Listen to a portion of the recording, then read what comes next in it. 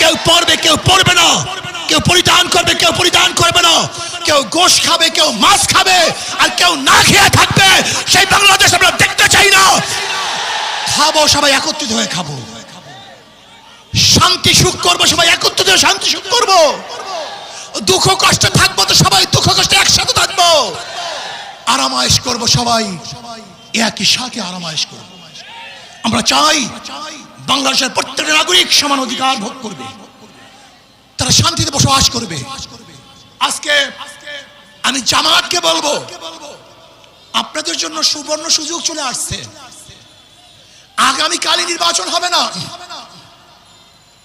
হক্কানি ওলামায়ে কেরামের সাথে আপনাদের যে মতৈক্য আছে বসে সমাধান করেন। চমৎকার এক সুযোগ, চমৎকার এক সুযোগ। দেখেন, নৈতিক ও আদর্শ মিল না থাকলে সাময়িক মিল থাকে না। বিএনপির সাথে আপনাদের চরম দুস্তি ছিল, একই সাথে আন্দোলন সংগ্রাম করেছেন, কিন্তু আদর্শ নৈতিক মিল না থাকার কারণে উভয় প্ল্যাটফর্ম ভিন্ন হয়ে গেছে। আমরা চাই না অনৈতিক কোন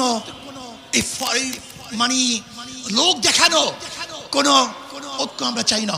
আমরা চাই টেকসই স্থায়ী ঐক্য, যে ঐক্য হবে আর কোনোদিন ভাঙবে না, ফাটল হবে না। এর জন্য আমি জামায়াতকে বলবো, যদি আপনি মনে করেন আমাদেরকে কোন রকমের বুঝিয়ে শুনিয়ে বর্তমান নির্বাচনের এই তরি পাড়ি দিবেন, এটা আমাদের দ্বারা সম্ভব না। আপনারা আসুন, বসুন, হক্কানি ওলামায়ে কেরামের সাথে যে মতৈক্য আছে সেই মতৈক্যগুলি মিটিয়ে আমরা এমন টেকসই এক ঐক্যবদ্ধ হব যে ঐক্যবদ্ধ